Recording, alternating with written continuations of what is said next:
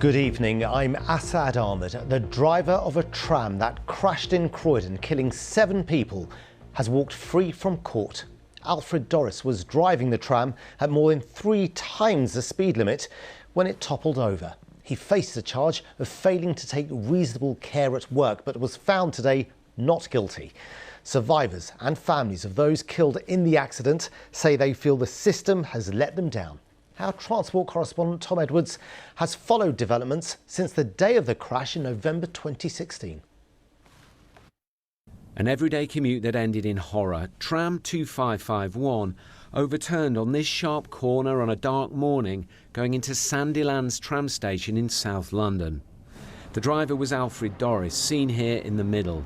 He was today acquitted of failing to take reasonable care of his passengers. Outside court, the families of those who died were despondent. Just tell us, what's your reaction to the verdict? Speechless, gobsmacked really.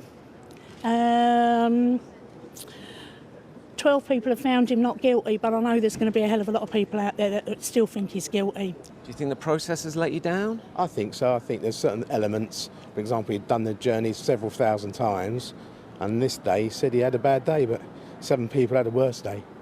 Whoever was responsible for it is beside the point now, and it's been proved the other way. So these 7 Londoners died in the crash on November the 9th, 2016.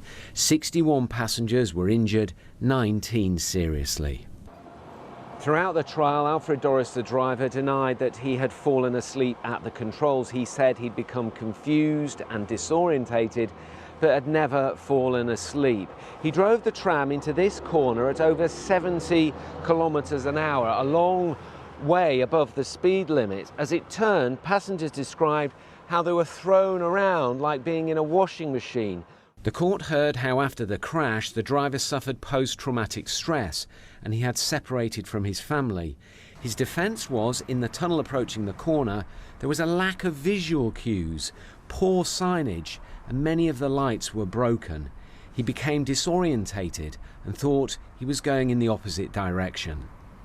Outside court, his solicitor spoke on his behalf. I'm sorry that some of you have lost someone, some of you had had life-changing injuries, and all of you have suffered and endured the mental trauma since the accident. I'm truly and deeply sorry.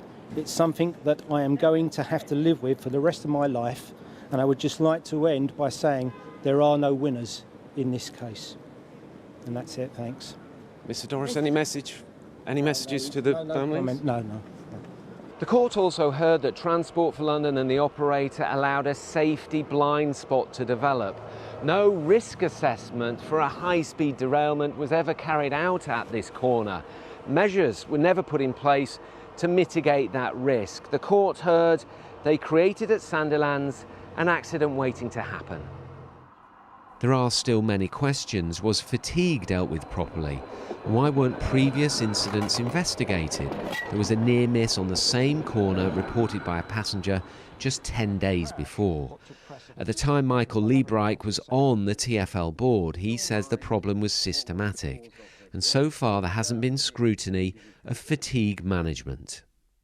This was culture. This was an accident that could have happened to any of the drivers on the Croydon tram at the time. There's a wealth of information that has emerged since that shows long-standing issues around particularly fatigue, but also working conditions. I think the fatigue is at the core. On top of that, there were cultural issues around reporting, around drivers worrying about being disciplined for reporting that they felt tired. Matthew Parnell was on the tram when it turned over. He has tried to move on, but it's been difficult. All I remember is I was reading a magazine, I was on my way to work, and I remember going through the tunnel. It was early in the morning, it was dark and it was raining, and all I remember is thinking he was going a bit quick through the tunnel, and didn't think no more of it, carried on reading the magazine. And then I woke up in St George's Hospital in Tooting about 4 hours later, and not knowing what had gone on, just woke up in hospital wondering why I'm here. And that's all I remember of it, really, sort of, you know. How's it been the last 6 years? Well, I mean, I was a HGV driver, and because of my head injury, they took my licence away. I got it back now sort of thing. And but it's been a bit of a struggle. Since the crash, there have been many changes on the trams. There are speed limiters and driver awareness is automatically monitored. TfL and the operator have pleaded guilty to the health and safety offences. They'll be sentenced at the end of July. There are, though, still many unanswered questions. Tom Edwards, BBC London. And you can read more from Tom on the Croydon tram crash on the BBC London website at the usual address.